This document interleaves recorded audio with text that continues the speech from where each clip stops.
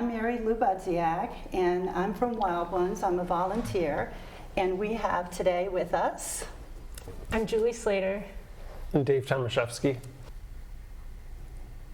Stories of the Northern Ohio Native Habitat Corridor highlights the people, places, and purpose behind a growing movement to reconnect fragmented landscapes through native plantings. Spanning communities across Northeast Ohio, this initiative brings together residents, organizations, and public spaces to create a continuous corridor that supports pollinators, wildlife, and ecological resilience. Through personal narratives, project spotlights, and community impact, these stories illustrate how small, intentional actions, like planting native species, can collectively restore biodiversity, strengthen local ecosystems, and reimagine how we coexist with the natural world. We envision the corridor as a movement spreading from garden to garden, block to block, and city to city, ultimately creating a healthier and more connected region for people and pollinators throughout Northeast Ohio, showing connections and opportunities across Northeast Ohio at the regional level and hopefully state level in the future. Hi, I understand that you have an interesting story about native plants. Sure. Oh, we certainly do. Yeah.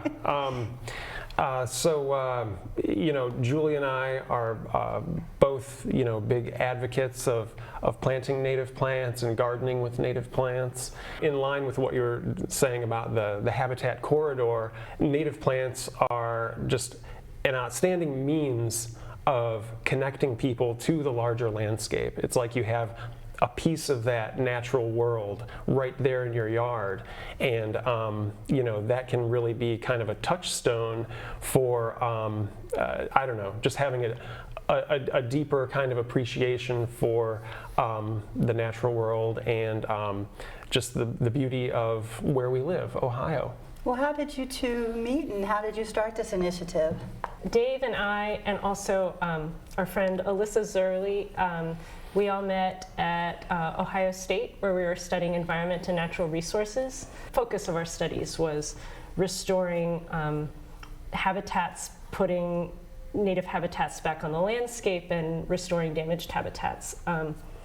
And while we were there, I think through our studies, we started to recognize the kind of the loss that we see in the landscapes around us where we live, that are mostly kind of lawn monocultures, and began to see kind of their potential and the potential for creating habitat, not just on big, large-scale restoration, but on smaller scale on people's private yards.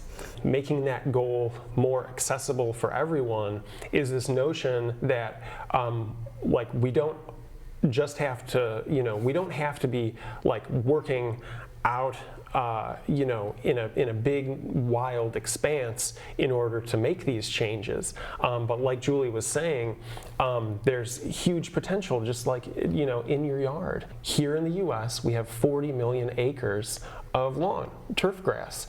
And that really doesn't offer food or shelter to our bees, butterflies, moths, pollinators, birds. Can just convert a fraction of that to native plant landscaping, then there's just tremendous potential for supporting our wildlife. Native plants are plants that have existed here for thousands of years, and over the time that they've been here, local insects, birds, and other wildlife have developed specialized relationships with them.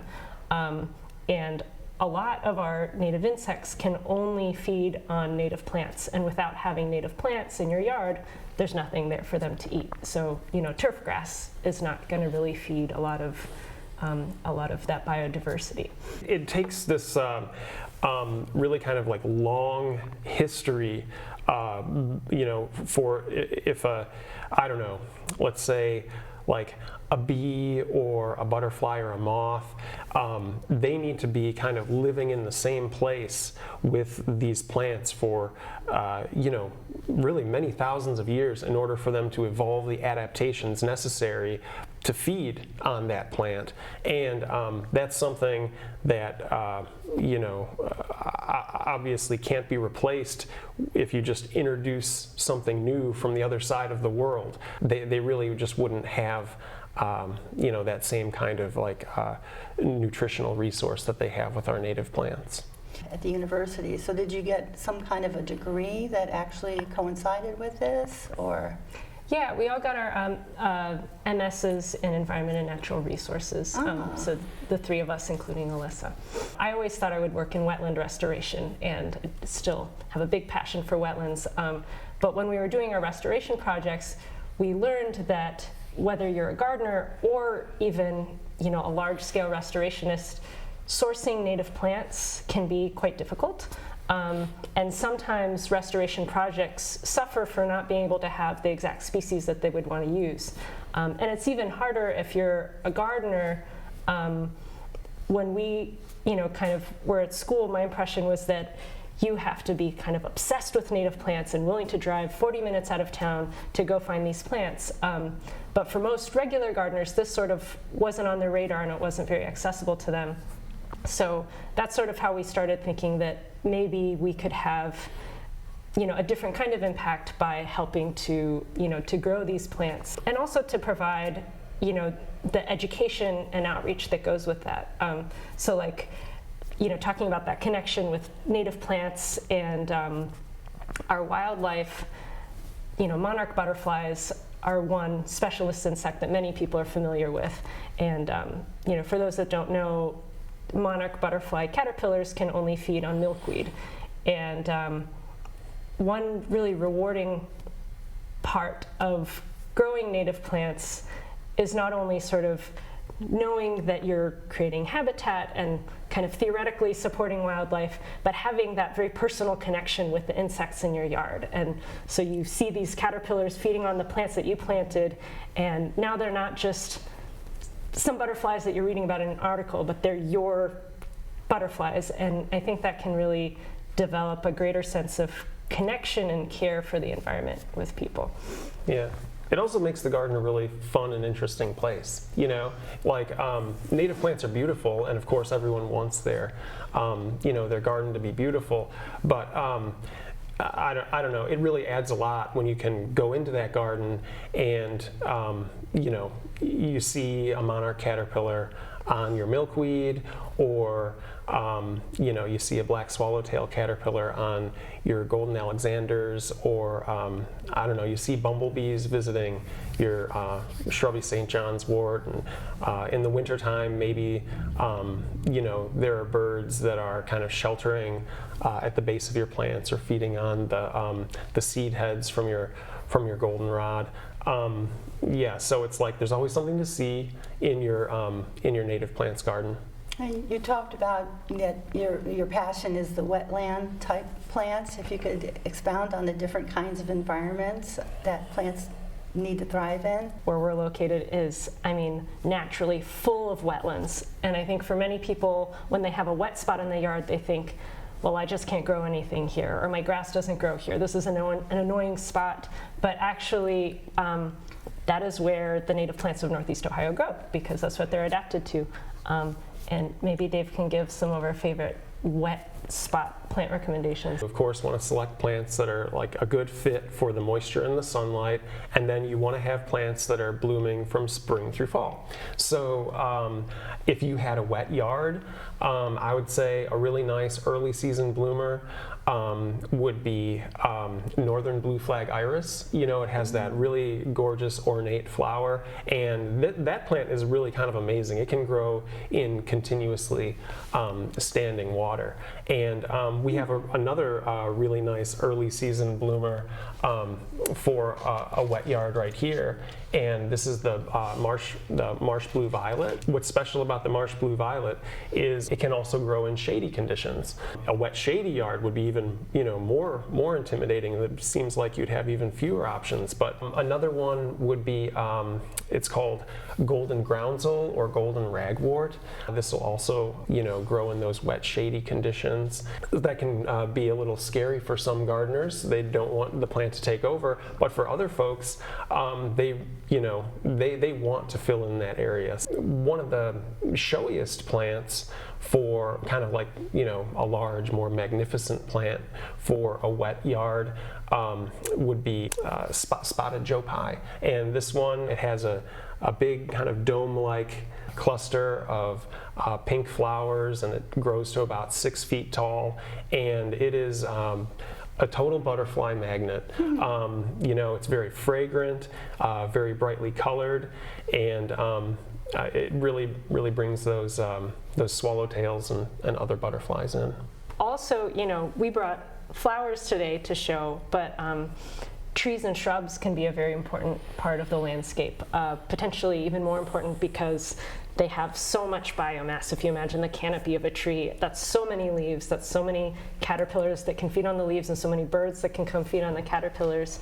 And there are trees and shrubs for every kind of habitat too. One of the best shrubs for a wet area is buttonbush. That's a plant that can handle just growing in standing water. It's got these very cool spherical white flowers, and that's another butterfly magnet. Yeah, big time. Yeah. What's the bush that you brought with you? This is a shrub called shrubby St. John's wort. This is not a wet shrub, but this is, it's got really showy yellow flowers, and we see a lot of bumblebees on it when it's in bloom at the nursery. Yeah, it's interesting. These, these flowers, they have what's called floral resources for the pollinators, and the two primary floral resources are nectar and pollen. And the butterflies, they're only going to those flowers that are supplying nectar.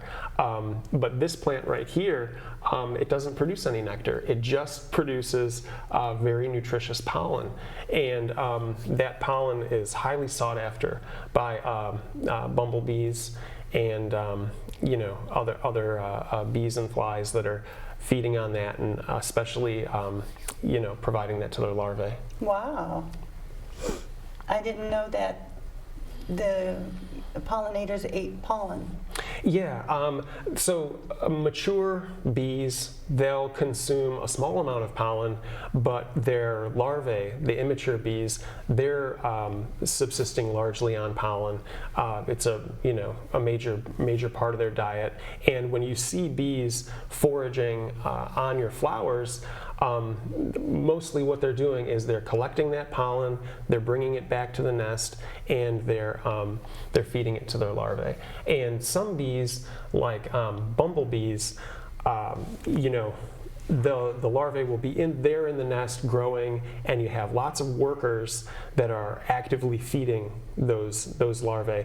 But then other bees, which are called solitary bees, the larvae are kind of they're maturing on their own in the nest, and they're kind of like doing that without the oversight of their mom. Their mom has kind of constructed the nest, laid her eggs, and stocked it with pollen and nectar, and then sealed it up and flown on. And so it's just kind of like two different kind of lifestyles for these bees. So you talked about there being a wetland type environment. I just recently learned that Ohio actually has a native cactus.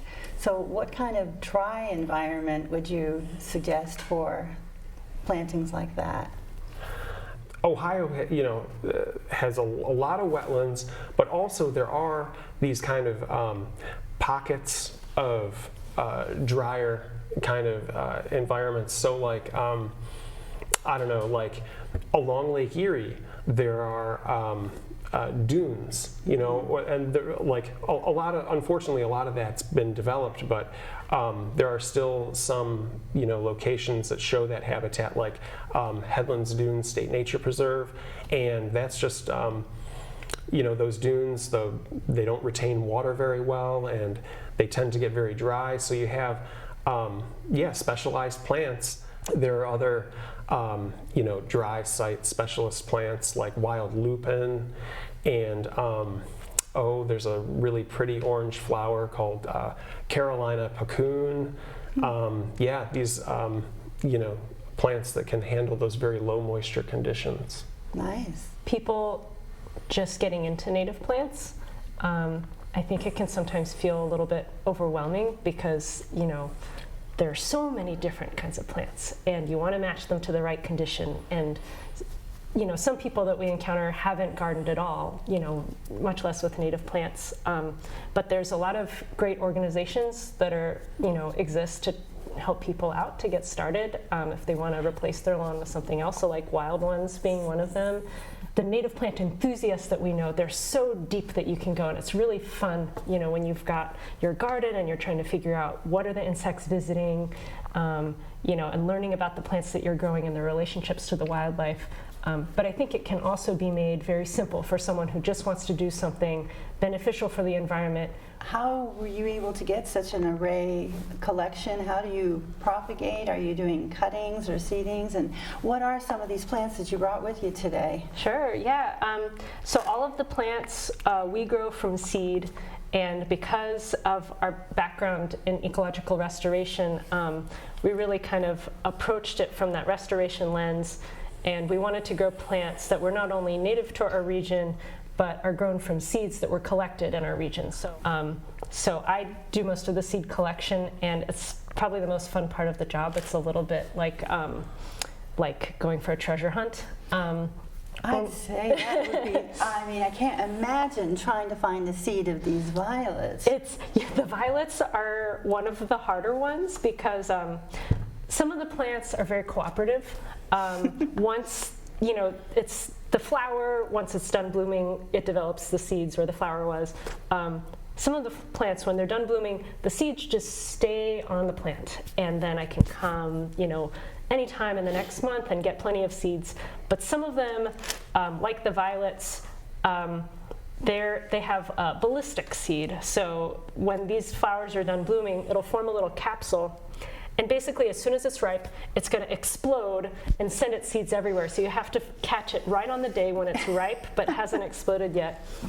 When we got started, I got permission from just a couple of private landowners and from one conservation organization to collect seed.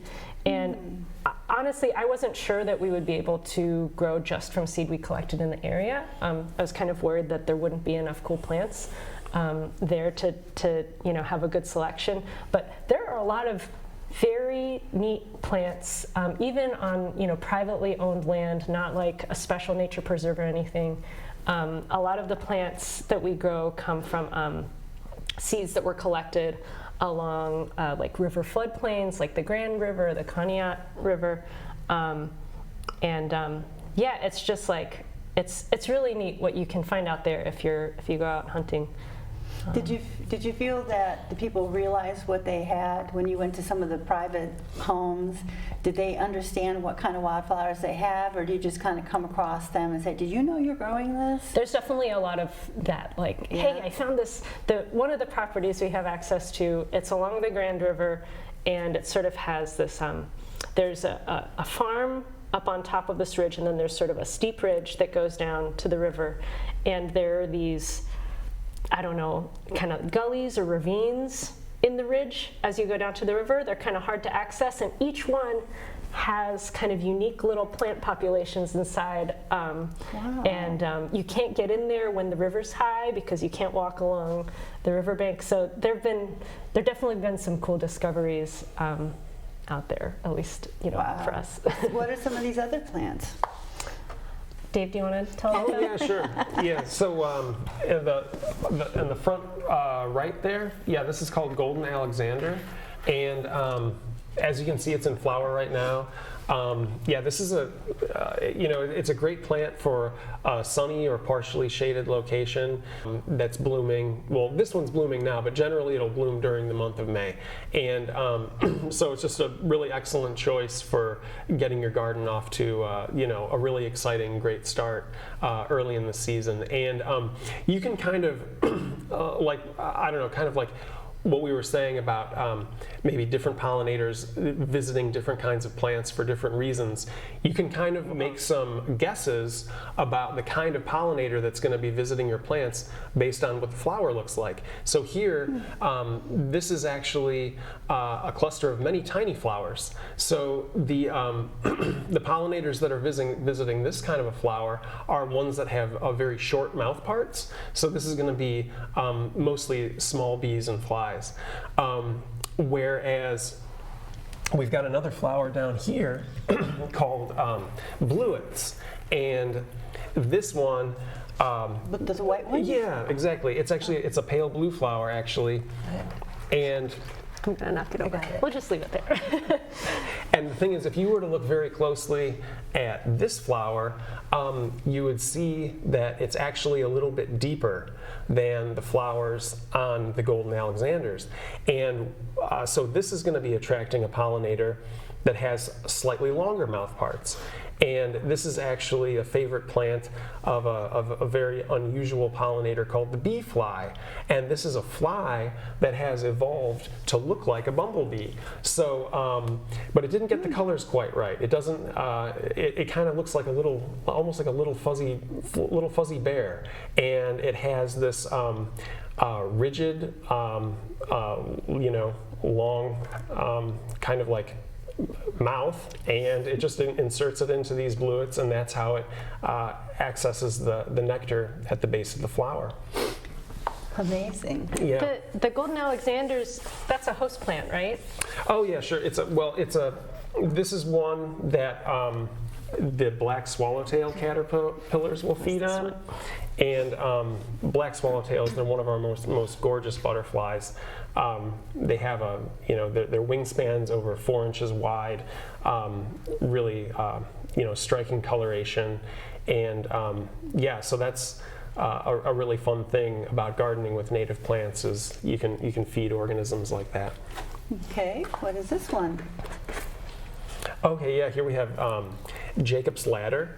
And this is a great one for your shade garden.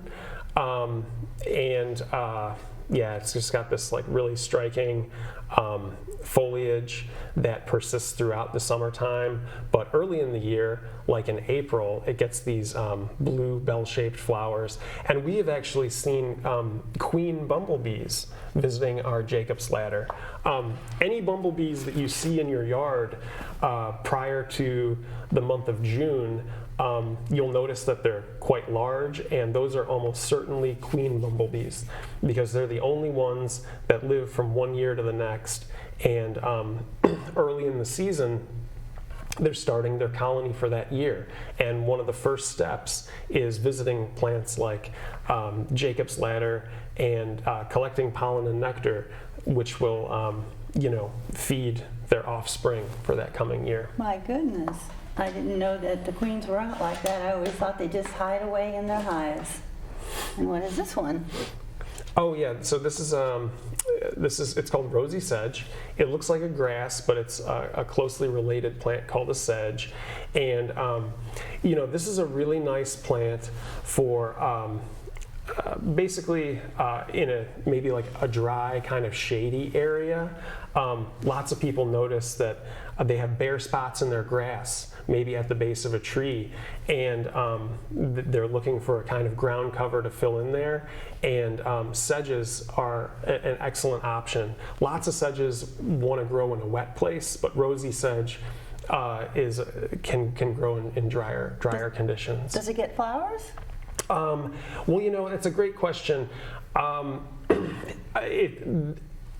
sure it does have and Julie might know more about the specific anatomy here, but grasses and sedges, they do have flowers, but they're not pollinated by pollinators. They're pollinated by the wind.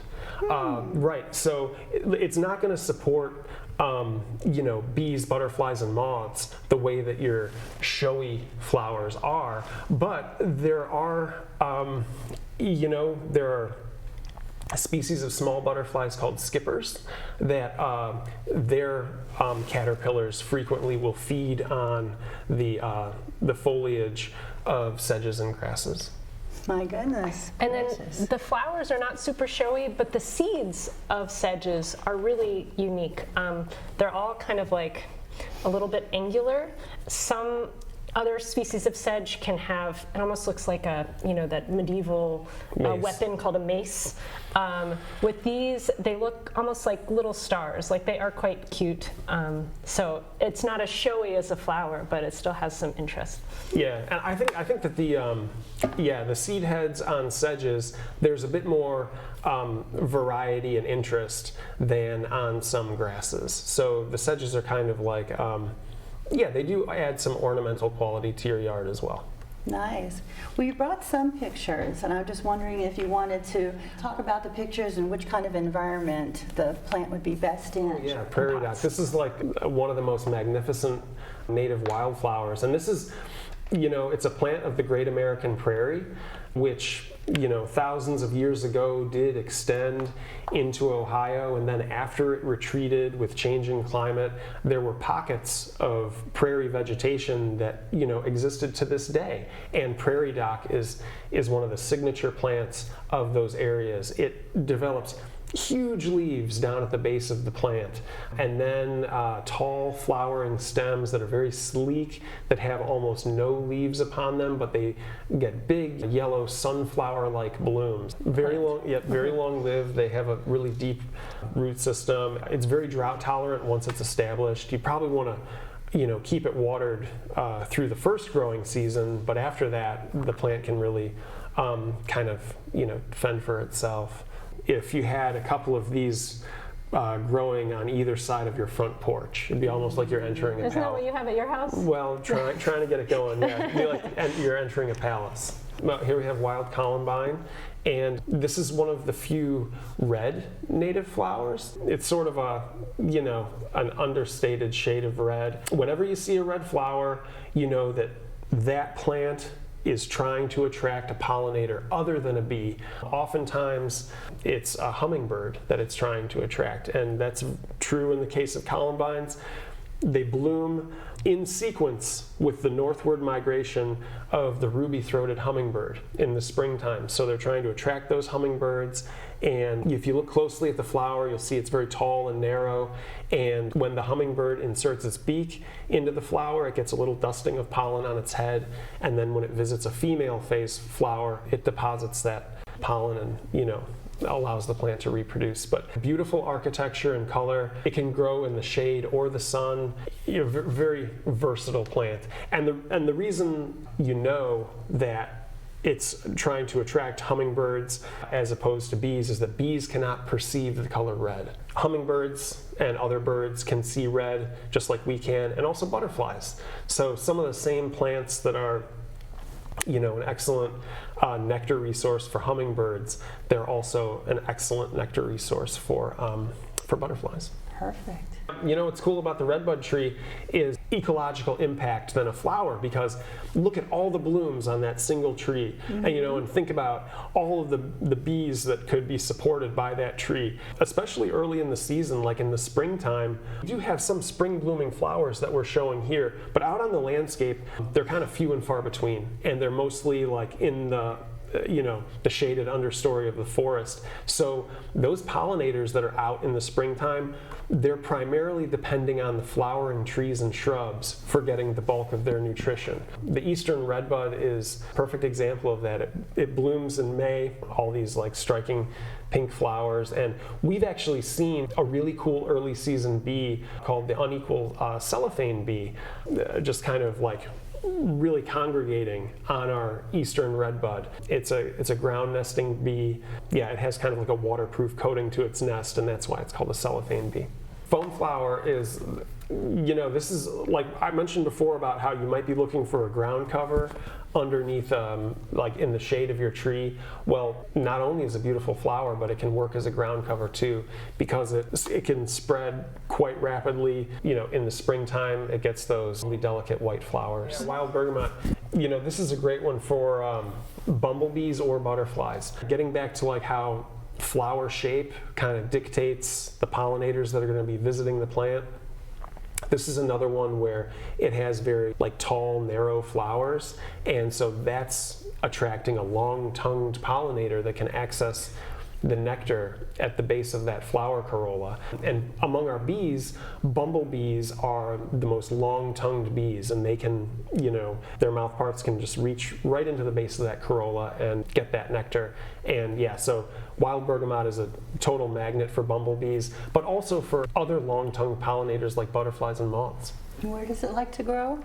It's a drought-tolerant flower. It also, I would say you just don't want to plant it somewhere where water frequently pools, and you don't want to plant it in a place that's bone dry. Really anywhere in the middle, in kind of a broad range, and it likes to be in a mostly sunny location. That's also a great plant if you have deer in your neighborhood. It's in the mint family, and it deters them. If you kind of tear the leaf of a plant and you notice that it's very fragrant and aromatic, that's a very good tip that deer are not going to want to feed on that plant. I think deer they're not very adventurous eaters. They like things to be on the bland side. So plants like wild bergamot or other plants in the mint family with very fragrant foliage, the deer are going to avoid those. This is the morning cloak butterfly, and this is actually the longest lived butterfly in our area. It lives for just a little bit over a year, and it's mostly a forest dwelling butterfly, but it'll frequently venture out from the forest. It'll visit our yards and gardens. Just really stunning.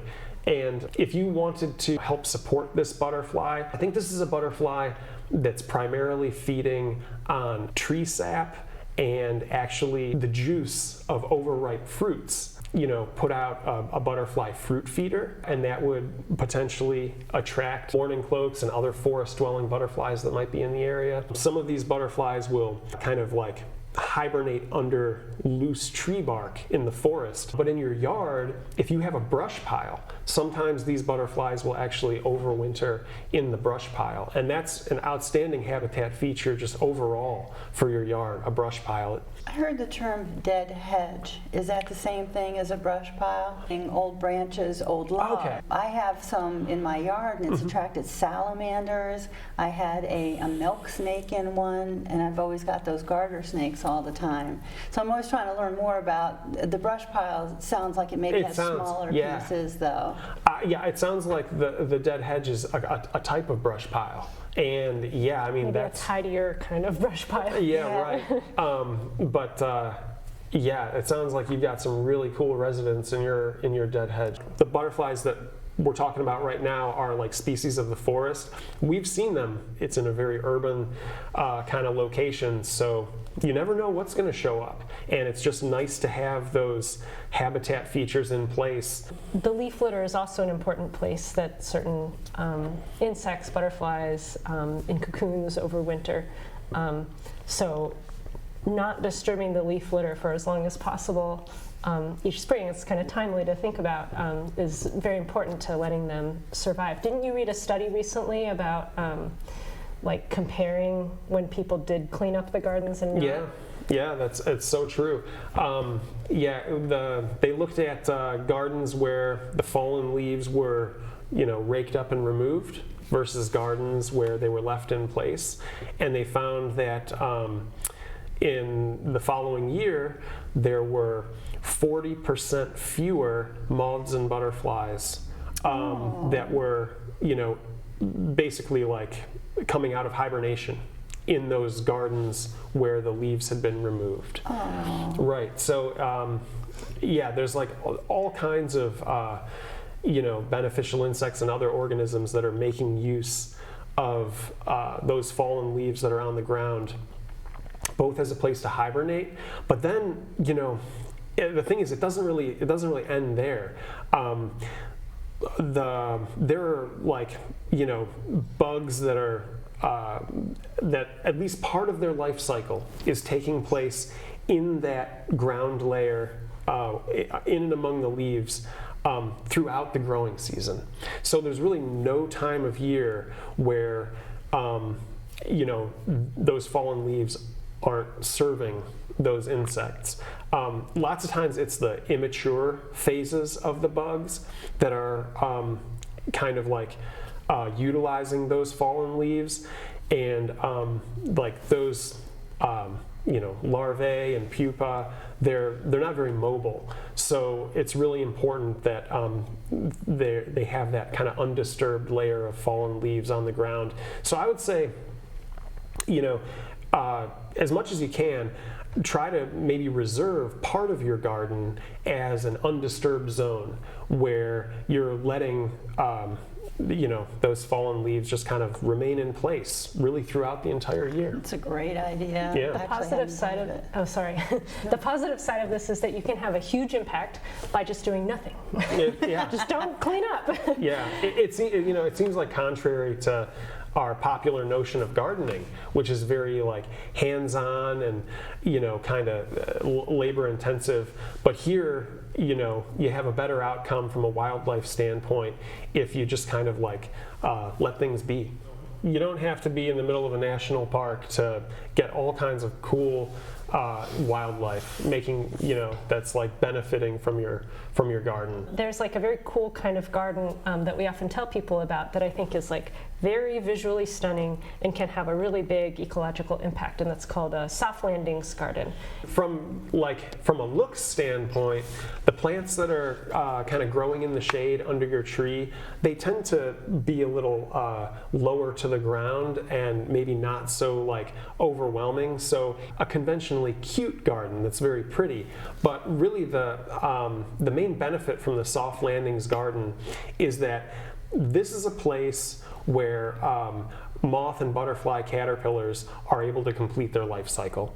The vast majority of caterpillars are actually feeding on the foliage of our native trees, especially the oaks, the cherries, and the willows. But the thing is, for 90% of those caterpillars, when it comes time to form their cocoon phase, that's not happening up in the canopy of the tree. That's happening on the ground at the base of the tree. So, when they're ready to form that cocoon, they'll descend to the ground. Some of them crawl, some of them, come down by a strand of silk.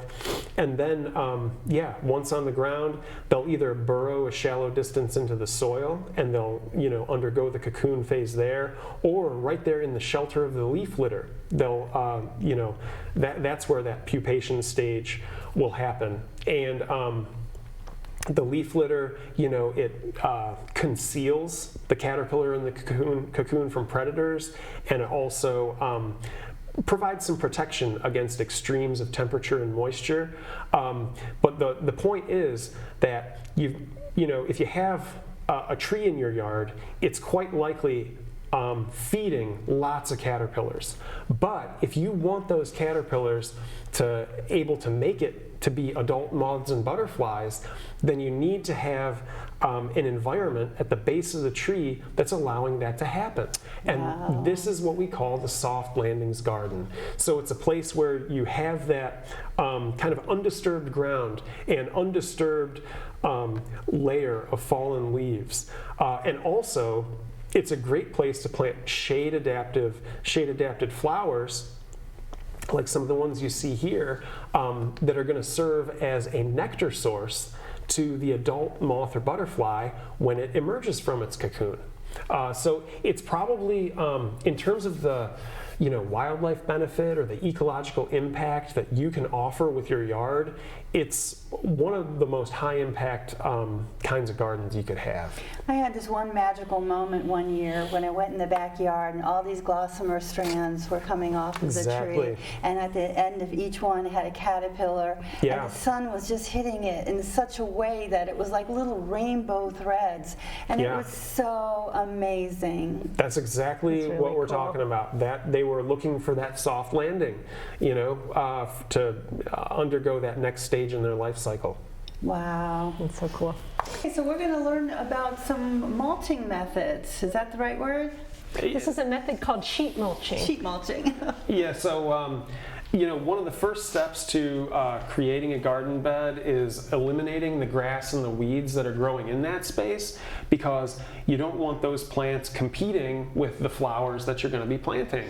So one really excellent way to accomplish this step is called the sheet mulching technique. And this is where you use a layer of cardboard topped by a layer of mulch or leaves, and that smothers that pre-existing vegetation. And then, after your cardboard and mulch have been in place for about a month, anywhere that you want to plant a plant, you just brush the mulch aside, cut a hole in the cardboard, and plant your flower there in the soil. So it's a very user-friendly method. And so Julie's going to demonstrate the simple steps to the sheet mulching technique.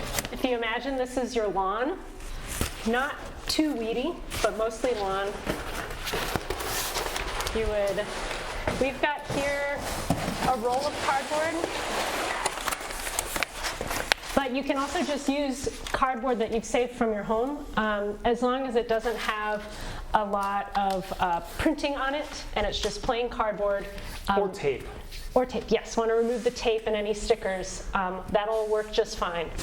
And then, so yeah, you just spread this out, and then you can take any ordinary wood mulch.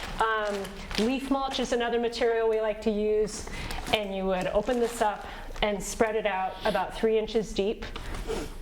And that really is it. It's not a very complicated method. The cardboard is going to deprive the grass of sunlight. The mulch is going to hold it down. And then in 4 to 6 weeks, you'll be able to look under the cardboard, and the grass needs to be completely dead. You don't want any white or yellow grass. It's going to be just brown and completely dead looking. Yeah. The cardboard will still be intact, but that's actually good. The cardboard will persist for about a year, and it's going to prevent any weeds from getting established in your new garden.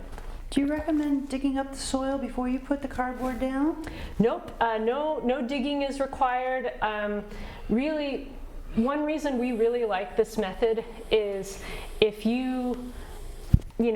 sometimes people want to till or dig up the grass or bring in new topsoil, and those are methods that you can use. But what downside of those methods is often when you're tilling or you're digging up the grass, there are weed seeds in the seed bank. In the soil. In the soil, yes. So then when you go to plant your plants, you will have weeds coming up from those seeds.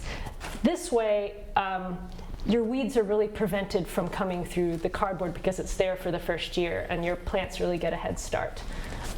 So when you go to plant, there's still going to be some cardboard here. All you got to do is take a little box cutter, and you'll cut a little hole in your cardboard. You'll scoot the mulch aside, and then you'll plant your plant right into it, and put the mulch back around the plant, and then you just wait and let the plants grow. Yeah, it's best to do this, the sheet mulching method, between the months of, it's best to put these materials down sometime between the months of April and September, because they're going to most effectively smother the grass when that grass is actively growing. So that's going to be between those months of April and September. If you, do this really early in the spring or late in the fall, that's when the grass is dormant, and these materials could be in place for 2 months, and you look under there and the grass will still be bright green. So it's going to work fastest and be most effective if you do this during the growing season, sometime between April and September. Very good. Well, we have some slides, some more information at the end of this. We hope you hold on, and hopefully you'll find the following information also helpful. Wild Ones Greater Cleveland is a 100% volunteer-led grassroots nonprofit serving all of Northeast Ohio. We are the local chapter of the National Wild Ones nonprofit 501c3 organization. Our work is built on the hands and hearts of our volunteers and the generosity of community donations. We believe that the chance to learn and participate should be accessible to everyone, which is why we strive to keep our programming free and open to the public. Creating awareness about the importance of native plants and natural landscaping is the foundation of our mission. Our volunteers bring this mission to life through unique local initiatives, such as the Keystone Workshop Series, Seeds for the Future, and the Northeast Ohio Habitat Corridor. The dedication of our volunteers and the support of our community are what make these programs and our mission a reality for Northeast Ohio. What are native plants? Native plants are naturally occurring wildflowers, grasses, ferns, mosses, shrubs, and trees. Native plants help protect and restore our biodiversity. They improve air quality as well as water quality and provide wildlife with quality food and shelter. Unlike plants introduced from other parts of the world, native plants have a long evolutionary history here. Over time, native plants have developed special relationships with other organisms, including birds and pollinators, that depend on these plants for their survival. Many are not offered commercially or in garden catalogs due to fragility, but there are exceptions. You can contact your local county soil and water conservation district, SWCD, and look for annual wildflower sales. Our website also has a great resource that you can find online. Are there any plant nurseries that specialize in Ohio native plants? Yes, some privately owned nurseries carry a good selection. To find a current list by county of those in Northeast Ohio, please go to our website. How do I identify invasive plants? Although Wild Ones is all about native plantings, it can be helpful to have a resource of identifying invasive non-native plants. The Ohio Department of Agriculture has descriptions and photos that you can find at the resources below. Let's create a movement of native planters growing healthier landscapes. Become a member. And we serve all of Northeast Ohio. Wild Ones offers a variety of free tools, resources, and events year-round. To continue offering these resources, we need your support. We have quite a few memberships, household, affiliate, business, limited income, and student. Prices are below and more details are available at our website. Join us for our next meeting. We meet virtually each month on the third Tuesday at 7 p.m. We have guest lecturers, announce upcoming events, activities, socials, field trips, and more. For more information about our next gathering, go to our website. And you can see that there are also more links here, our website, our email, and some of the social media sites that you can currently find us on. Thank you very much for coming. I'm Lou Budziak. I'm Julie Slater. And Dave Tomashefski. And a special thank you to Brunswick Area Television. Thank you very much.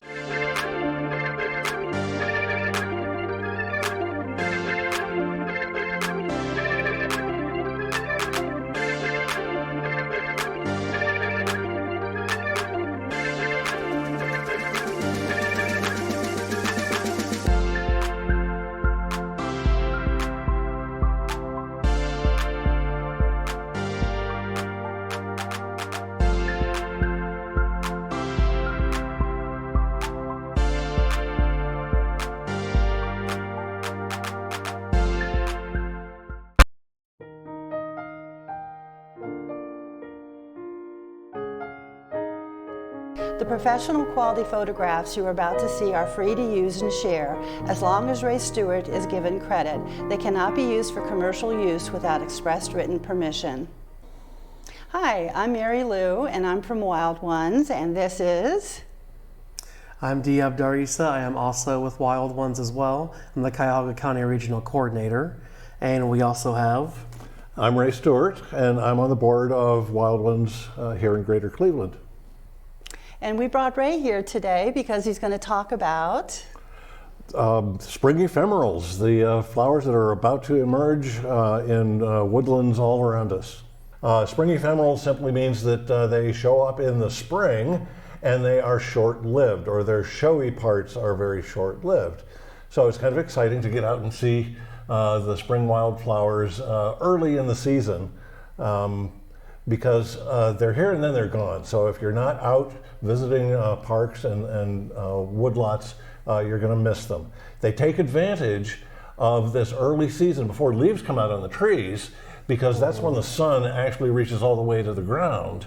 Exactly. And they can do their thing. But by the time the leaves come out on the trees, they don't have the sunlight anymore, and so they pretty much close down for the rest of the season. So they're short-lived, and that's the meaning of the word ephemeral, is that they're short-lived. They're here and then they're gone. So make your plans now to get out and see some of these things. Let's take a look at celandine poppy here.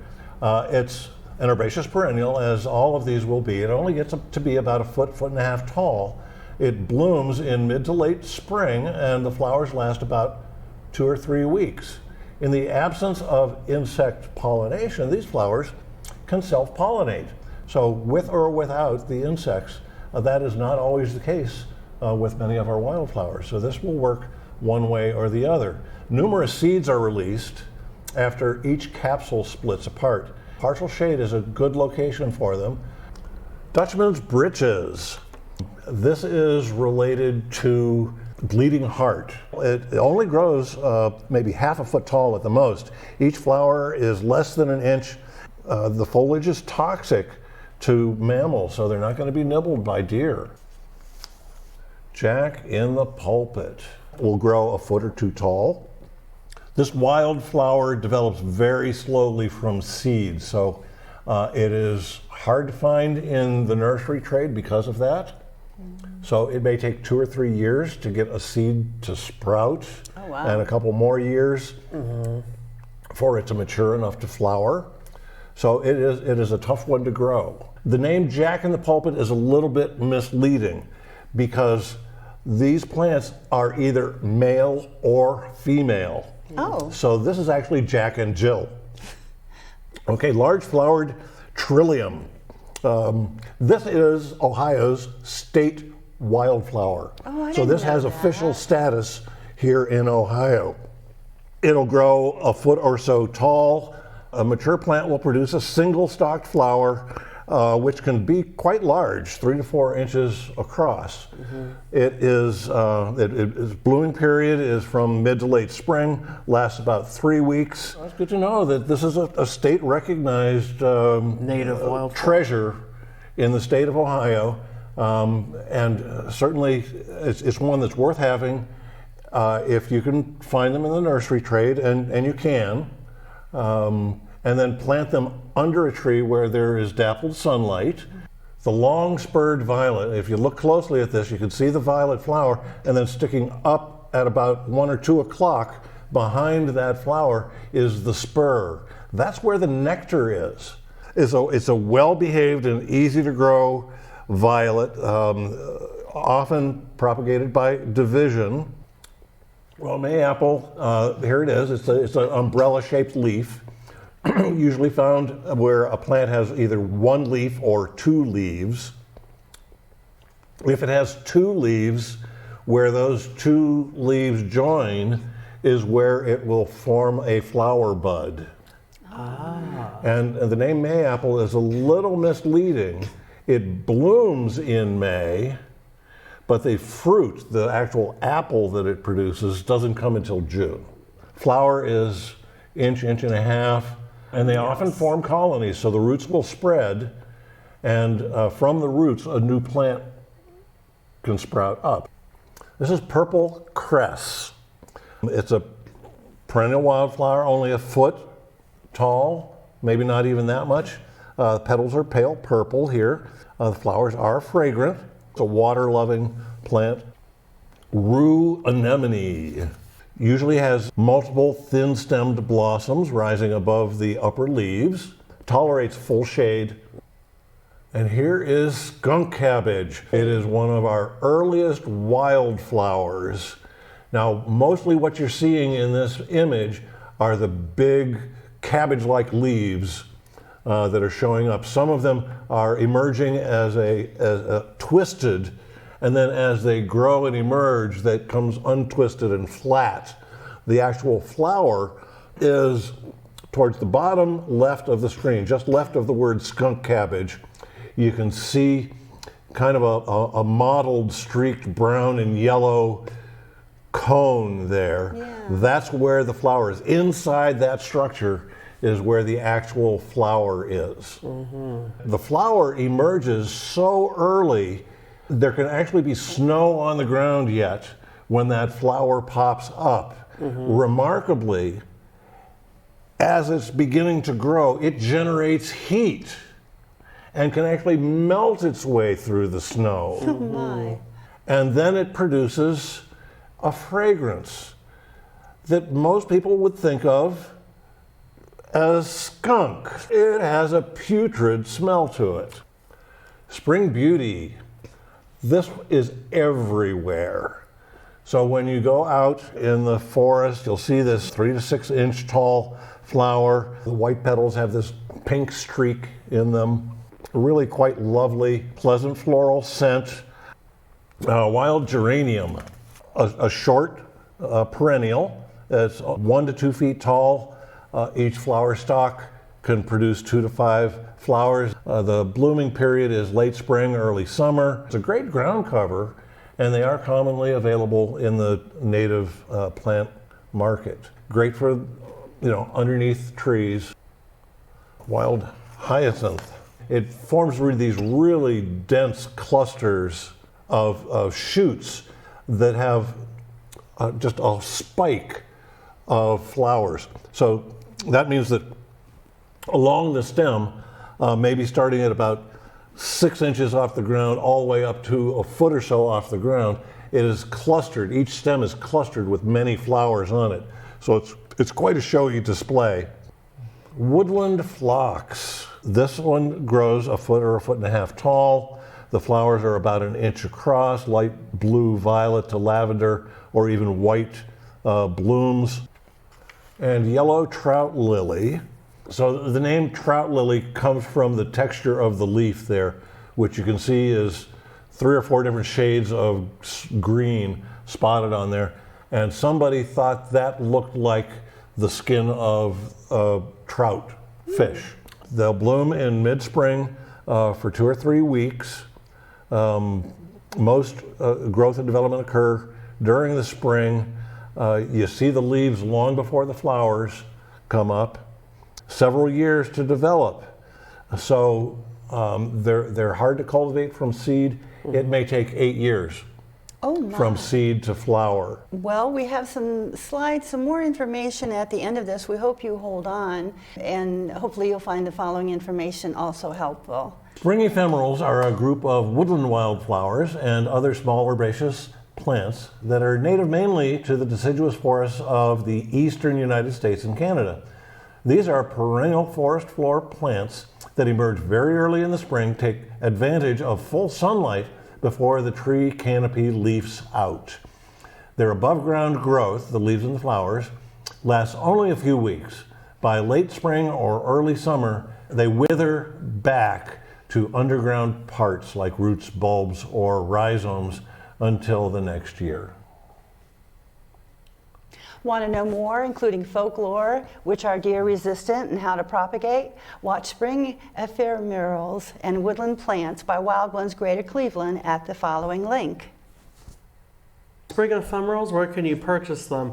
Many are not offered commercially or in garden catalogs due to fragility, but there are exceptions. You can contact your local county soil and water conservation district, SWCD, and look for annual wildflower sales. Our website also has a great resource that you can find online. Are there any plant nurseries that specialize in Ohio native plants? Yes. Some privately owned nurseries carry a good selection. To find a current list by county of those in Northeast Ohio, please go to our website. Let's create a movement of native planters growing healthier landscapes. Become a member. And we serve all of Northeast Ohio. Thank you very much for coming. I'm Mary Lou Budziak. I'm Diab Darisa. I'm Ray Stewart. And a special thank you to Brunswick Area Television. Thank you very much. Yippee. Awesome. Thank you for having us, guys.